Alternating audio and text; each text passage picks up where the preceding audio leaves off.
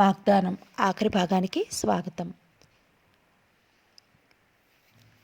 Naval నిండా ఒకరికొకరు చేసుకున్న వాగ్దానాలేనండి. ఈ పార్ట్లో కూడా ఇంకొక వాగ్దానం గురించి తెలుస్తుంది. సరే సరే అయితే ఈ నావల్ లాస్ట్ పార్ట్ కదా, ఇంకొక మంచి నావల్తో మళ్ళీ కలుసుకుందాం. Thank you. కాఫీ తోటలో సంపెంగ చెట్టు కింద కూర్చున్న మురళి కనులు వర్షిస్తున్నాయి. తాను హృదయంలో భద్రంగా దాచుకుని ఆరాధించే రాధిక ఇవాళ భర్తతో తన ఎదుట ప్రత్యక్షమైంది. ఆమెను తానింకా ఆరాధించకూడదు, అసలు మరిచిపోవాలి. రాధిక తనకేమీ కాదు. తననెంతగా నమ్మించింది రాధిక. మురళి, పెళ్ళంటూ చేసుకుంటే నిన్నే, ఏ కారణంగానన్నా మన పెళ్ళికి అవరోధాలు ఏర్పడితే జీవితాంతం ఇలానే ఉండిపోతాను, కానీ మరొకరిని పెళ్లి చేసుకోను అని తనకు వాగ్దానం చేసిందే ఆ రాధిక ఇవాళ భర్తతో హుందాగా బస్తికి తన కనులలో కారం కొట్టింది. ఈ రాధిక తనను ప్రేమిస్తున్నట్లు, తనను ఆరాధిస్తున్నట్లు, తానే ఆమె సర్వస్వమైనట్లు ఎంతగా నటించింది. గతం అతని కనుల ముందు కదిలి కవ్వించి నవ్వుతోంది. మొట్టమొదటి తన కాలేజీలోనే చదువుతోన్న రాధికతో సినిమా హాల్లో పరిచయం అయింది. ఇంటర్వెల్లో బయటికి వెళ్ళిపోతూ ఆమె పాదం తొక్కాడు మురళి. సారీ మేడం అని కాలు వెనక్కి తీసుకుని ఆమె వైపు చూశాడు. ఆమె సినిమా చూడటంలో నిమగ్నం కావటాన్ని, ఆమె ముఖ సౌందర్యాన్ని తను పరిశీలనగా చూసే అవకాశం లభించింది. ఆమె పక్కన కూర్చున్న అమ్మాయి వైపు చూశాడు. ఆ అమ్మాయి అతనికి కాలేజీ నుంచి వస్తుంటే చాలాసార్లు కనిపించింది. ఆ అమ్మాయి ఈ అమ్మాయి ఫ్రెండ్స్ అయి ఉంటారు అనుకుని ముఖం తిప్పుకుని సినిమా చూడసాగాడు మురళి. కానీ అతని మనసంతా తన వెనక కుర్చీలో కూర్చున్న అమ్మాయి గురించే ఆలోచిస్తోంది. ఎంత అందంగా ఆకర్షణీయంగా ఉందా అమ్మాయి. ఆ అమ్మాయితో పరిచయం చేసుకోవాలి. ఆమె గొంతు ఎంత తీయగా ఉంది. ఎలా పరిచయం చేసుకోవాలి? ఈ ఆడపిల్లలు మూతు బిగించి ఉంటారే. మళ్ళీ ఆ అమ్మాయి గొంతు పక్క అమ్మాయితో అంటోంది, చూడు రాజేష్ ఖన్నాలా ఉన్నాడు కదూ. ఎవరిని అంటోంది అలా? తననేమో ఏమో, తన స్నేహితులు తన్ను అలాగే అంటారు. మురళి హృదయం స్పందించసాగింది. ఉష్, వింటాడు. అరే, కళ్ళు కనిపించడంలా కరకుగా కాకుండా, ఏమండి నా పాదం తొక్కిన మీ పోటుకాలు వెనక్కి తీసుకుంటారా అని అడగాల్సిందే. రెండవ గొంతు, చీ నోర్మయ్, ఎందుకలా? అతను వింటాడు. వింటే ఇద్దరు కలిసి నవ్వే నవ్వులు. మరి ఆగలేని మురళి తల వెనక్కి తిప్పి చూశాడు. ఆమె చూపులతో అతని చూపులు కలిశాయి. మళ్ళీ చివాలను తల తిప్పుకున్నాడు. సినిమా వదిలాక ఎవరి మానాన వారు వెళ్ళిపోయారు. తర్వాత ప్రతిరోజు మురళి చూపులు వెతికేవి ఆ అమ్మాయి కోసం. కాలేజీ ఆవరణలో, పార్కులో, రోడ్డు మీద నడిచేటప్పుడు కూడా ఎవరు ఆ అమ్మాయిలా కనిపించినా అటు వెళ్ళి చూసి కాదనుకుని వెనక్కి వచ్చేసేవాడు. ఆ రోజు మబ్బు పట్టి వాతావరణం ఆహ్లాదకరంగా ఉంది. పార్కులో పచ్చిక మీద ఒత్తికిలి పడుకుని ఆ అమ్మాయి గురించి ఆలోచిస్తున్నాడు మురళి. గుడ్ ఈవినింగ్ మీరు. ఆ తియ్యని గొంతు ఉలికిపాటుగా కదిలి లేచి తడబాటుగా కూర్చుంటూ, గుడ్ ఈవినింగ్, నా పేరు మురళి, బిఏ ఫైనల్ ఇయర్ చదువుతున్నాను. మీరు? ఆగి ఆమె వైపు చిరునవ్వుతో చూశాడు. ఆ చూపులో ఏదో తపన. నా పేరు రాధిక, బిఏ ఫస్ట్ ఇయర్ చదువుతున్నాను.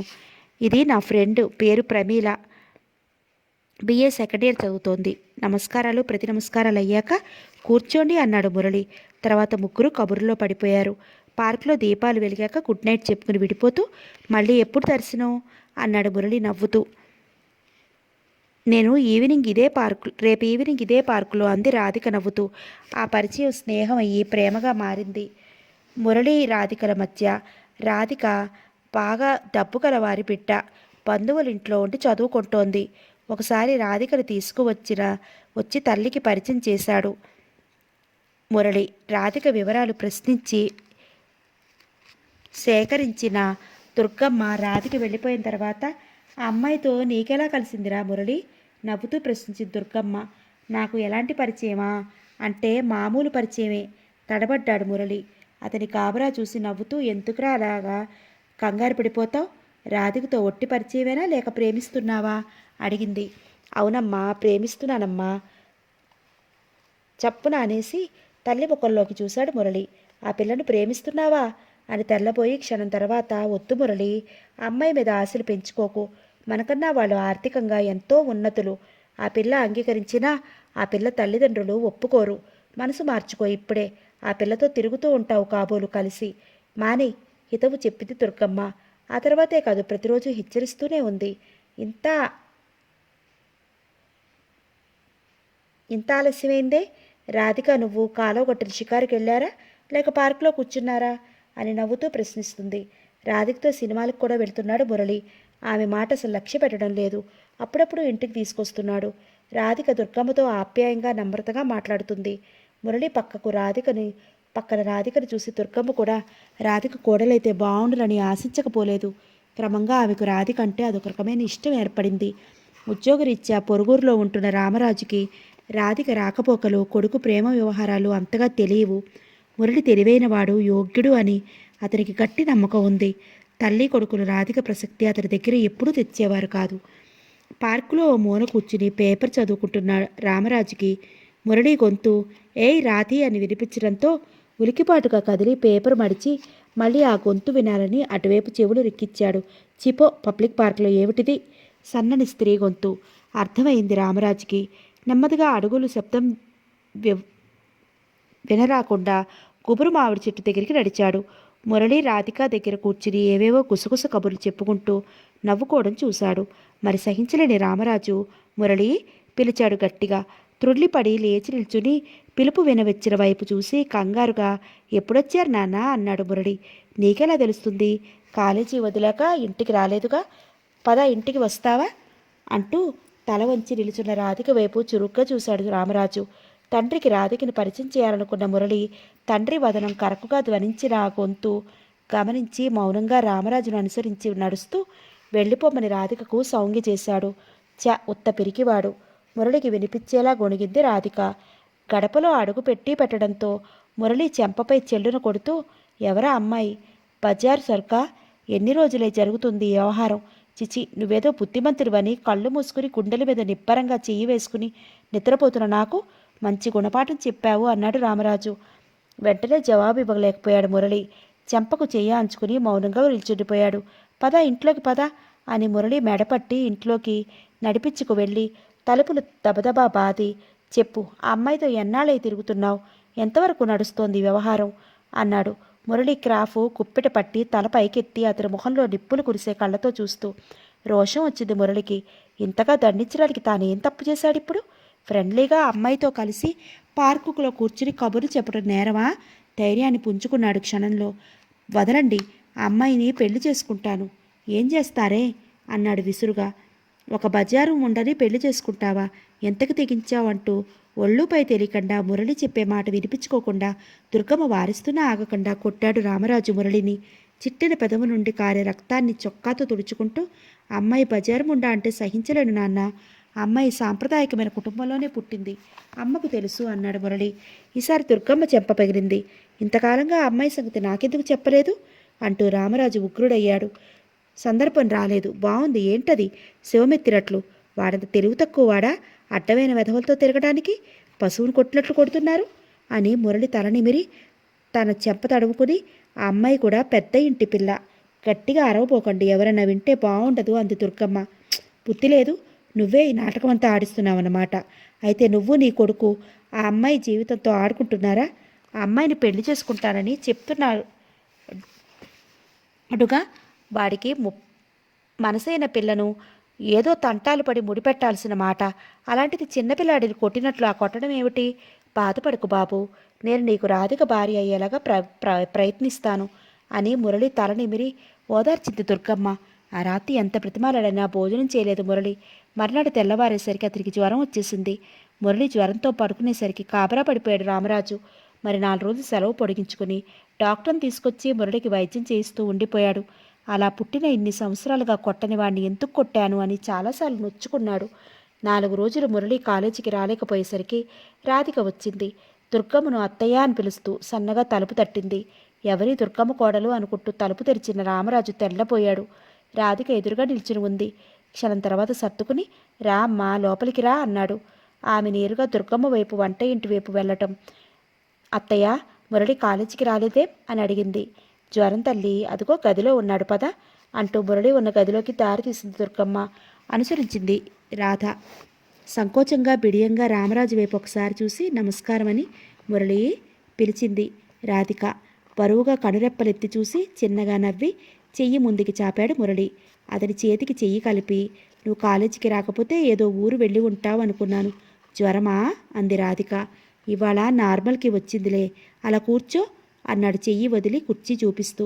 మీ నాన్నగారు ఏం చేస్తుంటారమ్మా అడిగాడు రామరాజు. లేరండి, పోయారని క్షణం తర్వాత కొంచెం బెదురుగా అతని వైపు చూస్తూ, అమ్మగారు, ఇద్దరు అన్నయ్యలు ఉన్నారు అంది. వారేం పని చేస్తున్నారు? అన్నయ్యలు ఏమీ చేయడం లేదండి, మాకు వ్యవసాయం ఉంది. మా చిన్నన్నయ్య బిజినెస్ చేస్తూ ఉంటాడు, పెద్దన్నయ్య వ్యవసాయం చూస్తాడు. ఓ, ఏ ఊరమ్మా మీది? చెప్పింది రాధిక. నువ్వింకా చదువుతావా? బిఏ పూర్తి చేస్తాను, ఆ పైన చెప్పలేనండి. ఇంతలో దుర్గమ్మ రాధిక కాఫీ తెచ్చిచ్చి వెళ్ళిపోయింది. మురళి, కాఫీ తాగుతావా అడిగింది రాధిక. వద్దు అని చెయ్యితో సంగి చేశాడు మురళి. ఏమండి పిలిచింది భర్తను దుర్గమ్మ వంట ఇంట్లో నుంచి. మురళిని రాధికను కొంచెం సేపు ఒంటరిగా ఉంచాలని, మురళి ఆమెతో తన తండ్రి ఇలా మందలించాడని చెప్పే అవకాశం ఇవ్వాలని. ఎందుకు అంటూ వచ్చిన రామరాజు చెప్పపైకిరి నవ్వుతూ, మధ్య పానకంలో పుడకలా అక్కడ ఎందుకు మీరు కదిలి రారే అంది దుర్గమ్మ. వాళ్ళేం భార్యాభర్తలా? అయినా ఏడొచ్చిన పిల్లల్ని ఆడపిల్లైనా మగవాడైనా అంత స్వేచ్ఛగా వదిలేయకూడదు దుర్గా. మన మురళి సంగతి వదిలే, ఆ అమ్మాయి సంగతి ఆలోచించు. వాళ్ళు ఇంతకన్నా మంచి సంబంధం చేయాలనుకుంటే వారి ఆశ పడగొట్టడం తప్పు కదూ. మురళి ఆ అమ్మాయిని చేసుకుంటే ఏదైనా నిదానంగా ఆలోచించి కానీ ఓ నిర్ణయానికి రాకూడదు. నెమ్మది, ఆ అమ్మాయికి వినపడుతుంది, ఇలా కూర్చోండి అంటూ పీట వాల్చి ఆ పీట మీద అతని చేయి పట్టి కూర్చోబెట్టింది దుర్గమ్మ. ఎందుకు వచ్చింది జ్వరం? ఉత్తినేనా అడిగింది రాధిక మురళి దగ్గరగా వెళ్ళి ఫాలాన్ని పడిన జుట్టుని సవరిస్తూ. నీతో మాట్లాడి వెళ్ళిపోతున్నానని నాన్న నా ఒళ్ళు పచ్చడి చేశారు రాధి అన్నాడు మురళి. చిన్న శబ్దమయ్యేలా కిలికలా నవ్వింది రాధిక. తర్వాత, చెప్పేకపోయావా అమ్మాయి నా కాబోయే భార్య అని అడిగింది రాధి. నిజంగా ఆ నిర్ణయానికి వచ్చావా? చాలా థ్యాంక్స్ అంటూ ఆమె చెయ్యి పట్టి చెంపకు ఆనించుకున్నాడు మురళి. ఓ అబ్బాయి, ఉత్తరే నాతో తిరగాలనుకున్నాడు కాబోలు అని. మురళి, నీకు ఆ ఉద్దేశం లేదా? ఊరికి నాతోనే స్నేహం చేస్తున్నావా అడిగేసింది. నాకు ఆ ఉద్దేశం నిన్ను చూసినాడే కలిగింది రాధి. అయితే నా ఉద్దేశం చెప్తే నువ్వు జవాబిస్తావో లేదో అనే ఆ భయంతోనే నువ్వన్నట్లు ఉత్త స్నేహాలు చేస్తున్నాను. ఇప్పుడు తెలిసిందిగా, ఇటుపైన ఉత్త స్నేహాలు చెయ్యంలే కొంటిగా అన్నాడు మురళి. రామరాజు ఆ గదిలోకి రావడంతో చప్పున మురళి చేతిలో ఉన్న తన చేతిని వెనక్కి తీసుకుంది రాధిక. అమ్మా, మీ అన్నయ్య అడ్రస్ చెప్తావా అడిగాడు రామరాజు రాధికని. సంకోచంగా ఇంకా జవాబివ్వమన్నట్టు మురళి వైపు చూసింది రాధిక. నా చదువు, రాధిక చదువు అవ్వాలిగా నాన్న. రామరాజు అప్పుడు వాళ్ళ అన్నయ్యని సంప్రదించవచ్చునులేండి అన్నాడు మురళి నెమ్మదిగా. మరి వస్తానండి, నమస్కారం అని దుర్గమ్మకి రామరాజుకి చెప్పి నిలవకుండా వెళ్ళిపోయింది రాధిక. అంత ఒళ్ళుపై తెలియకుండా కొట్టారు. ఇంతకీ మీరేం చూశారండి నవ్వుతూ అడిగింది దుర్గమ్మ భర్తను. ఉత్తినే మాట్లాడుకుంటుంటేనే కొట్టావంటావేంటి? కాక పార్కులో ఏం చేస్తారండి? అమ్మాయి పవిటి పట్టి లాగుతున్నాడు రాస్కెల్. ఆ పిల్ల పిడియంగా దిక్కులు చూస్తూ ఎవరైనా చూస్తారనే భయంతో వదలమని నెమ్మదిగా ప్రతిమలాడుతోంది. మరి సహించలేకపోయాను. ఈ పెళ్ళయ్యే వరకు కాస్త కుట్టుమట్టు ఉండాలి బాబు. అసలు ఆ అమ్మాయి తల్లి అన్నలు అంగీకరించాలి. ఆ పిల్ల బ్రతుకు అన్యాయం అయిపోతుంది. నలుగురి నోట మీ పరిచయం బయటపడిందంటే అంది దుర్గమ్మ. ఎందుకు అన్యాయం అవుతుందమ్మా? నేను అమ్మాయిని పెళ్లి చేసుకుంటానని చెప్తున్నానుగా. పెళ్ళయ్యే వరకు హద్దుల్లో ఉండు కసిన్నట్లు అన్నాడు రామరాజు. మౌనంగా ఉండిపోయాడు మురళి. తర్వాత, నువ్వే వాడిని మందలించటం మానేశావని, నువ్వు వాడిని సక్రమ మార్గంలో ఉంచగలవనే గుడ్డి నమ్మకంతో నేను ఉపేక్షించడం పొరపాటయిందని భార్యపై విసుక్కున్నాడు రామరాజు. మురళి జ్వరం తగ్గి పచ్చం తిన్నాక వెళుతూ, నువ్వు ఆ అమ్మాయి ఇష్టపడినప్పుడు నాదే ఉంది, అలానే పెళ్లి చేస్తాను, కానీ పెళ్ళయ్యే వరకు మిత్రులు కాస్త గుట్టుగా మసులుకోవాలి బాబు అన్నాడు మురళితో. అయినా మురళి రాధికల ప్రేమ కాలేజీ అంతా పాకి రాధిక అన్నయ్యకు తల్లికి తెలియనే తెలిసింది. ఆమె తల్లి కలవరపడి వెంటనే రాధికను తీసుకొచ్చే అంది కొడుకుని.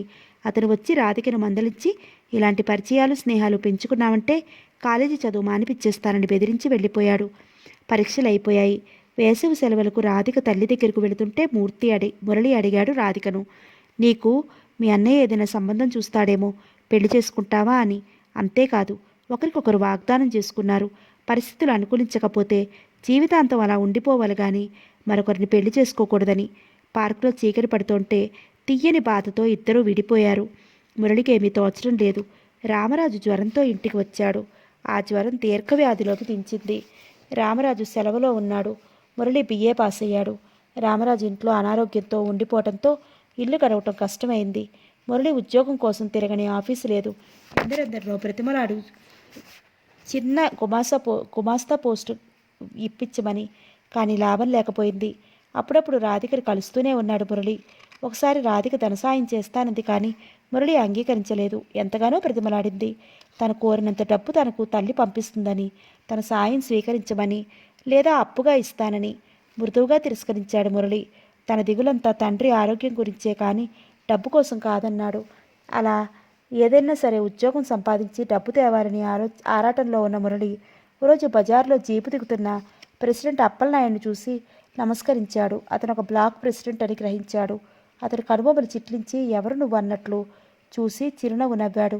నాకేదైనా ఉద్యోగం ఇప్పించగలరా సార్ అడిగాడు మురళి. అతను గలగలా నవ్వి, పాపం మీలాంటి వాళ్ళు దేశంలో కొల్లలుగా ఉన్నారోయ్, ఏం చదివావు అడిగాడు. బిఏ అని చెప్పబోయి మళ్ళీ ఏదో ఆలోచించి థర్డ్ ఫారం అన్నాడు. సేవకు ఉద్యోగం చేస్తావా? కుర్రాడిని నీట్గా ఉన్నట్టు ఉన్నావు అన్నాడు అప్పలనాయుడు. చేస్తాను సార్, ఏ ఉద్యోగమైనా సరే సంతోషంగా అన్నాడు మురళి. అలాగే సార్ అని ఇంటికి వెళ్ళి తనకు ఉద్యోగం అయినట్లు మర్నాడు వెళ్తున్నట్టు తల్లిదండ్రులకు చెప్పాడు. ఏ ఉద్యోగం అని ఆతృతగా ఇద్దరూ ప్రశ్నించారు. ఏ ఉద్యోగం ఇంకా తెలియదు, ఇంకేదో ఒక ఉద్యోగం మాత్రం వస్తుందని చెప్పాడు. మర్నాడు ప్రెసిడెంట్ అప్పలనాయుడుతో ఆ ఊరు వచ్చేశాడు మురళి. వారానికో 10 రోజులకో ఇంటికి వెళ్ళేవాడు. కానీ తాను సేవకు ఉద్యోగం చేస్తున్నానని మాత్రం వారికి చెప్పలేదు. గుమాస్తా పోస్ట్ అని చెప్పాడు. 2-3 నెలలు అవగానే చదువుకున్న కుర్రాడిలా ఉన్నాడనే దయతో ప్యూన్గా ప్రమోట్ చేశాడు. కొడుకుకి దగ్గరలో ఉండాలనే కోరికతో ఆ ఊరు నుంచి మకాం మురళి పనిచేస్తున్న బ్లాకుకు దగ్గరగా ఉన్న పల్లె పట్టము కాని ఊరికి మార్చేశాడు రామరాజు. పరిస్థితులు ఇలా వక్రించడం వలన మురళి రాధిక మోగగానే వేదన అనుభవించేవారు. మురళి ఉద్యోగంలో చేరింది మొదలు ఆమెకు దూరమయ్యాడు. ఉత్తరం రాస్తాను, అడ్రస్ ఇయ్యని అడిగింది రాధిక. ఎందుకనో ఇవ్వలేదు మురళి. తల్లిదండ్రులను ఆమెకి అడ్రస్ ఇవ్వద్దన్నాడు. నేనే వస్తుంటానుగా, నేను నెల మొత్తంలో 4-5 రోజులే ఉంటా నా ఊళ్ళో రాధి అన్నాడు మురళి ఆమె అడ్రస్ ఇవ్వమని అడిగినప్పుడు. బ్లాక్ గుమాస్తాకి అంత క్యాంపులు ఏమీ ఉండవు, అబద్ధం చెప్తున్నామని కోపగించుకుంది రాధిక. ఆమెను కవ్వించి నవ్వించి ఆమె కోపం పోగొట్టాడే కానీ ఆమెకి అడ్రస్ ఇవ్వలేదు. తల్లిదండ్రులు ఆ ఊరు నుంచి మకాం మార్చాక రాధికను ప్రత్యేకంగా చూడటానికి వెళ్ళవలసి వచ్చేది మురళికి. వచ్చే జీతం తక్కువ. అందులో తల్లిదండ్రులకి 100 రూపాయలు ఇచ్చి మిగతా డబ్బు తన తిండికి ప్రయాణ ఖర్చులకి చాలేది కాదు. అతను భోజనం మానేసిన రోజులు ఎన్నో ఉన్నాయి. బాబు, ఈ నెలలో మరొక 50 ఇవ్వలేవా అడిగాడు రామరాజు ఓసారి. మురళి 100 రూపాయలు ఇస్తున్నప్పుడు బాధగా నిట్టొచ్చి మౌనంగా తల ఉంచాడు మురళి. ఎంతకాలంగా నా కొడుకు 200 పైన జీతం తెచ్చుకుంటూ 100 రూపాయలు మాత్రమే తనకిస్తున్నాడని బాధపడుతున్న దుర్గమ్మ ఇంకా ఆ బాధను ఇముడ్చుకోలేకపోయింది. ఏమిరా, గుమాస్తా జీతం ఎంత వస్తుందో మాకు తెలియదు అనుకుంటున్నావా? నువ్వు ఒక 50 ఇమ్మంటే మాట్లాడవే అడిగింది దుర్గమ్మ. మళ్ళీ మౌనంగానే ఉండిపోయాడు మురళి. పోన్లే, ఇది ఎక్కర్లేదు, ఎలానో ఉంటానులే నిష్ఠూరు మాడింది దుర్గమ్మ. మాడి చిన్నబోయిన మురళి వదనం చూసి, నీకు అవకాశం ఉన్నంత వరకే ఇయ్యి బాబు, ఏదో మా అవస్థ కొద్దీ అడుగుతాం, కానీ నువ్వు చిక్కిపోతున్నావు, దైవానికి మనపైన దయ్యలేదు అంటూ నిట్టూర్చి వెనక్కి వాలి పడుకున్నాడు రామరాజు. మురళి కడులు చప్పున చెమ్మగిల్లాయి. తానేమడిగినా వెంటనే ఎంత డబ్బైనా ఖాతరు చేయకుండా ఆట బొమ్మలు మొదలు నిన్న ఇవాళ కోరిన ఖరీదైన బట్టల వరకు కొనిచ్చి తన ముచ్చట తీర్చిన తండ్రికి తాను ఒక 50 రూపాయలు అతను అడిగిన 50 రూపాయలు ఇవ్వలేని పరిస్థితిలో ఉన్నాడు. తాను ఒట్టి అప్రయోజకుడు. తనను తన దురదృష్టాన్ని తిట్టుకున్న మురళి రాధిక సాయాన్ని స్వీకరించాలనుకున్నాడు. వెంటనే రాధిక దగ్గరికి ప్రయాణమై వెళ్ళాడు. కానీ రాధిక కాలేజీలో చదువు మానేసి వెళ్ళిపోయింది. ఆమెకు పెళ్ళయింది. అతన్ని ఉడికిస్తున్నట్లు చెప్పి ఒక స్నేహితుడు మురళి చేతిలో శుభలేఖ పెట్టాడు. దిగ్భ్రాంతుడైపోయాడు మురళి. ఎంత పనిచేసింది రాధిక, తననెలా దూరం మోసగించింది. స్నేహితులు ఎవరి ముఖమైనా చూడాలంటే సిక్కనిపించి అటు నుంచి అటే బస్కి వెళ్ళిపోయాడు. నేరుగా ఇంటికి వచ్చేశాడు. ముందు రాధిక మీద కోపం వచ్చింది. వాడన్నయ్య బలవంతాన లాక్కుపోయాడు అని కూడా స్నేహితుడు శుభలేఖిస్తూ చెప్పిన మాట గుర్తుకు వచ్చి తన అడ్రస్ ఆమెకి ఇవ్వనందుకు తనను తాను తిట్టుకున్నాడు. తనకి శాస్తి కావాలనుకున్నాడు. రాధిక స్మృతులతో అతనికి క్రమంగా జీవితం మీద రోత పుట్టింది. ఇంకా ఆ షాకు నుంచి కోలుకోకుండానే ఒకరోజు దుర్గమ్మ దగ్గర నుంచి వైరు వచ్చింది రామరాజు పోయాడని. మురళి జీవితమే అంధకార బంధురమైపోయింది. వెళ్ళి తండ్రికి అంత్యక్రియలు జరిపించి దుర్గమ్మను తీసుకుని ఆ ఊరు వచ్చేశాడు. మురళి చేస్తున్న ఉద్యోగం ఏమిటో వెంటనే పసిగట్టేసిన దుర్గమ్మ మురళిని కౌగిలించుకుని, బాబు నువ్వు చేస్తున్న ఉద్యోగం ఇదా అని బోరున ఏడ్చింది. మరి ఏ ఉద్యోగము దొరకలేదమ్మా, పర్వాలేదు, నువ్వు నేను బ్రతకటానికి ఉద్యోగం చాలదు అన్నాడు మురళి. తర్వాత రాధిక ఉత్తరాలు రాస్తుందా బాబు అడిగింది దుర్గమ్మ. రాధిక పెళ్లి చేసుకుని వెళ్ళిపోయిందమ్మా అన్నాడు మురళి. రాధిక పెళ్లి చేసుకుని వెళ్ళిపోయిందా ఆశ్చర్యంగా అడిగింది దుర్గమ్మ. అవునట, నా బ్రతుకు నాశనం చేసింది. నన్ను నమ్మించి నా మనసు దోచుకుని నన్ను మోసగించి మరో అతని చేత తాళి కట్టించుకుంది. లేదు, బలవంతాన ఈ పెళ్లి జరిగి ఉంటుంది. రాధిక మనసు నాకు తెలుసమ్మా. నన్ను మరిచి బ్రతకలేదు రాధిక. నేను చేసే ఉద్యోగం ఏమిటో తెలుసుకుంటే బాధపడుతుందని రాధికకు నా అడ్రస్ ఇవ్వలేదు. నాన్నగారి ఆరోగ్యం చక్కబడుతుందని, మంచి ఉద్యోగం దొరికాక రాధికను పెళ్లి చేసుకుందామని అనుకునేవాణ్ణమ్మా అన్న మురళి గొంతు రుద్ధమై మూగపోయింది. పోన్లే, ఏదో అనుకున్నాం, కాలేదు. రాధికను మర్చిపో. మనం అనుకున్నవన్నీ జరిగిపోయి మనం కోరుకున్నవన్నీ లభ్యమైపోతుంటే అది జీవితం ఎలా అవుతుంది? ఏమిటి చేస్తాం? కానీ ఈ ఉద్యోగం నువ్వు చేస్తుంటే నేను చూస్తూ సహించలేను బాబు అంది దుర్గమ్మ. కానీ తానీ ఉద్యోగంలోనే ఉండిపోయాడు. మరొక ఉద్యోగం కోసం ప్రయత్నించలేదు కూడా. రాధికకి ఎప్పుడో పెళ్ళయిందని తెలుసు. ఇవాళ అతను భర్తతో చూసి తన గుండెని ఎందుకిలా మండిపోతున్నాయి, ఎందుకిలా సహించలేకపోతున్నాడు? లేదు, సహించాలి. తాను నిజంగా ఆమెను ప్రేమించేవాడైతే ఆమె భర్తకు తనకు రాధికకు ఉన్న అనుబంధం తెలియనివ్వకుండా బయటపడకుండా మసులుకోవాలి అనుకున్న మురళి కనులు ముఖము తుడుచుకుని ఇంటి ముఖం పట్టాడు. మీ మరిదికి పెళ్ళైందా అక్కయ్య? తల వంచి అన్నం తింటున్న మురళి వైపు ఓరగా చూస్తూ అడిగింది రాధిక. అయింది. తోటికోడలు పుట్టింటికి వెళ్ళింది. అందుకనే అబ్బాయి మనసు బాగుండక చెట్లంటా పుట్లంటా తిరిగి రాత్రి భోజనానికి ఇంటికి చేరాడు అని నవ్వింది ఇందిర. ఉద్యోగం ఏమీ లేదుగా, ఆమెతో ఇతరు వెళ్ళకపోయాడా అంది రాధిక. ఒక్కసారి రాధిక ముఖంలోకి చూసి మళ్ళీ తల వంచాడు మురళి. రాధిక అతి చనువుకు నొచ్చుకున్న ఇందిర, రాధి నోటి తురుస్తుతనం పోయింది కాదు.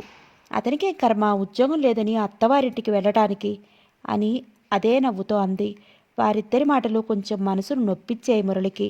ఏదో అనయ్యబోయి మళ్ళీ రగ్గు గుర్తుకొచ్చి తనను తాను నిగ్రహించుకుని, రాధిక మీకు ఎలాంటి చెల్లెలు వదినా అని అడిగాడు ఇందిరను.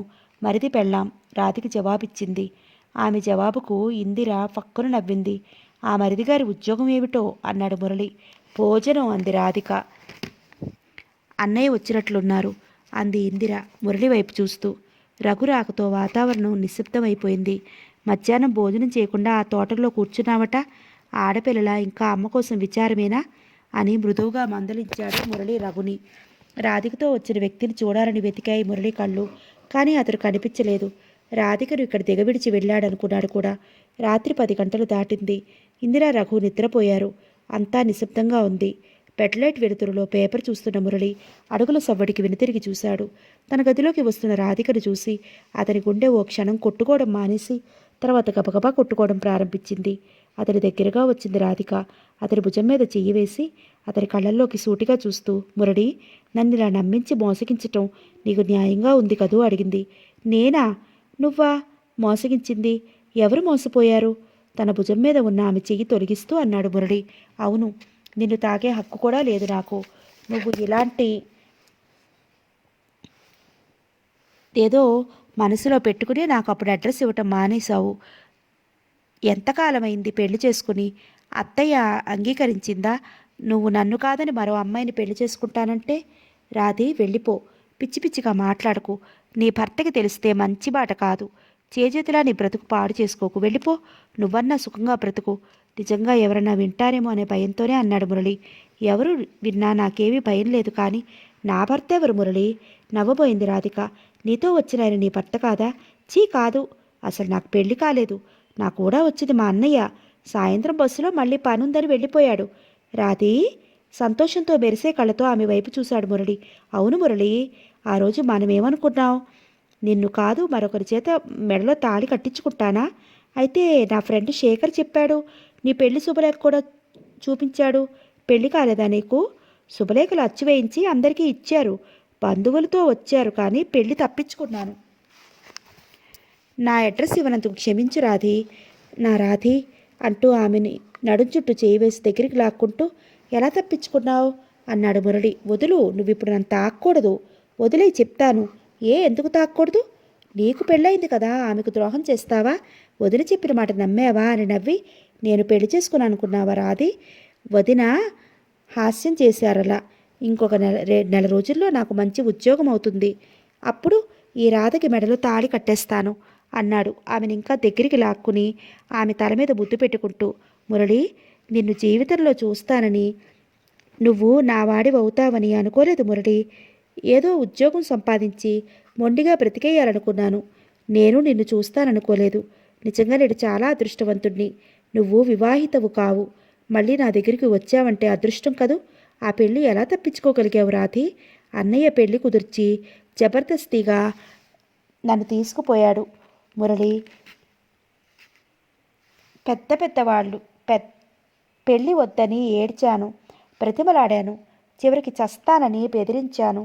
కానీ వాళ్ళెవరూ నా మాట పట్టించుకోలేదు. మా అమ్మ చావు బ్రతుకుల మధ్య ఉంది, పెళ్లి జరిగి తీరాలన్నారు. మీ అమ్మగారు బాగున్నారా? ఆమె మాట మధ్యలో ప్రశ్నించాడు మురళి. లేదు, మరొక వారం నాడు చచ్చిపోయింది. ఇంకా కొన్ని రోజులు బ్రతికేదేమో, కానీ ఆమె అలా అంత సడన్గా పోవడానికి నేను నా పెళ్ళి కారణం. ఆమె క్షణం మౌనంగా ఉండిపోయి, ఆ పెళ్లిని ఎలా తప్పించుకోవాలనే ఆలోచనలో పిచ్చిదాన్ని అయిపోయాననుకో. తెల్లవారుజామున లగ్నం. రాత్రి 12 గంటల ప్రాంతాన అందరూ నిద్రలో ఉన్న వేళ నెమ్మదిగా విడిది వైపు నడిచాను. పెళ్ళికొడుకు ఇదివరకు నేను చూసిన వాడే, అన్నయ్య స్నేహితుడు.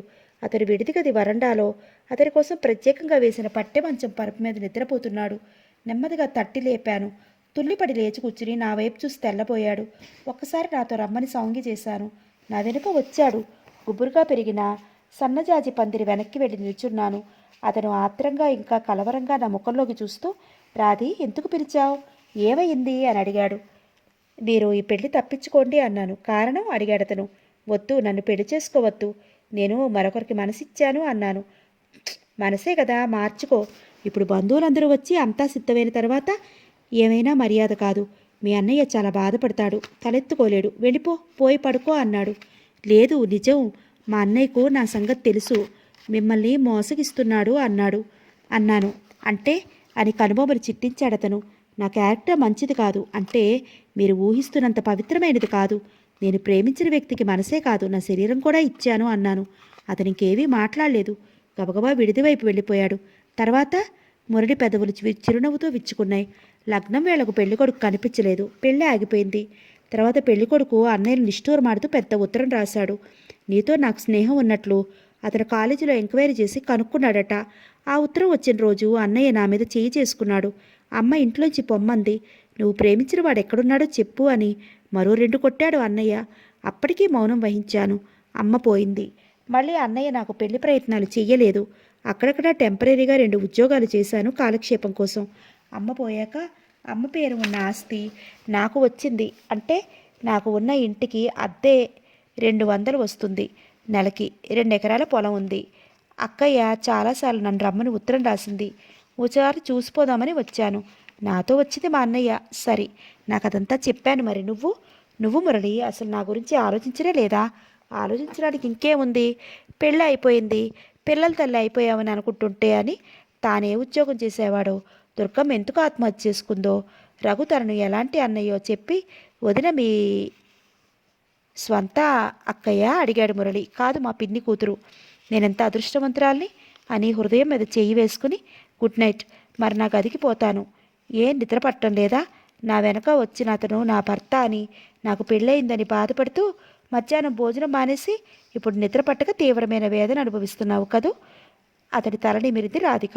తన తల మీద ఉన్న ఆమె చేతిని తన చేతిలోకి తీసుకుని ఆ చేతిని ముద్దు పెట్టుకుంటూ, ఎంత సంతోషంగా ఉందో తెలుసా? ఈ సంతోషంలో అసలు ఈ రాత్రి నిద్ర పట్టదు. నువ్వు మళ్ళీ ఇలా వచ్చినందుకు అమ్మే ఉంటే ఎంత సంతోషించేది అన్నాడు మురళి. అతని చేతిని విడిపించుకుని తన గదికి వెళ్ళిపోయింది రాధిక. ఆ రాత్రి ఆ ఇద్దరికీ నిద్ర పట్టలేదు.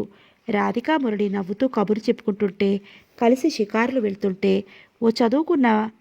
చదువుకుంటూ చదువుకున్న పిల్లలు సోషల్గా తిరుగుతున్నారనుకుంటున్నారు, కానీ వారికి ఉన్న అనుబంధం ఎటువంటిదో తెలియదు రఘుకి. ఇదివరకు కూడా వాళ్ళ గుమాస్తా ఒక అతను సెలవు పెట్టడంతో అతని తాలూకు కాగితాలు రాసి భోజనానికి ఆలస్యంగా వచ్చాడు మురళి. అతనికి రాధిక అన్నం వడ్డించింది. అన్నం తిని చేయి కడుక్కుని అతని చేతులు పెదవులు రాధిక పవిడి చెక్కుతో తుడుచుకుంటూ ఆమె తల మీద సన్నగా ముట్టి ఏదో అనబోతున్న మురళి మురళి అన్న రఘు గంభీరమైన గొంతు విని గతుక్కుమని వెనుతిరిగి చూసి తల వంచాడు. రాధిక పవిటను చప్పున వదిలేసి అతను నిద్రపోతున్నాడనుకున్నాడు. ఇటువైపు వస్తాడని కూడా ఊహించలేదు మురళి. ఒక్కసారి రాధిక వైపు చురుగ్గా చూసి నాతోరా అన్నాడు మురళిని. రఘుని అనుసరించాడు మురళి.